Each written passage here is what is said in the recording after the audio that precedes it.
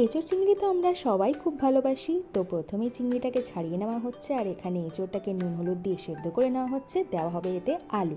মশলার পেস্টে আছে আদা রসুন কাঁচা লঙ্কা টমেটো গোটা জিরে আর ধনে, যেটা পেস্ট করে নেওয়া হবে, আর পেঁয়াজ কুচি নেওয়া হয়েছে।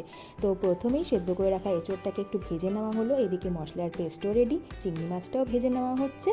কড়াইতে এবার দিয়ে দেওয়া হচ্ছে জিরে তেজপাতা ফোড়ন, দিয়ে আলুটা দিয়ে দেওয়া হলো, হালকা নেড়েচেড়ে দিয়ে দেওয়া হলো পেঁয়াজ কুচি, দিয়ে খুব ভালো করে ভেজে এইবার দেওয়া হচ্ছে পরিমাণ মতো নুন, মশলার পেস্ট, সামান্য পরিমাণে জল, আর দেওয়া হচ্ছে চিনি, দিয়ে মশলাটাকে হালকা কষিয়ে এবার ভেজে রাখা এঁচোড়টা দিয়ে আরও ভালো করে কষিয়ে নেওয়া হচ্ছে।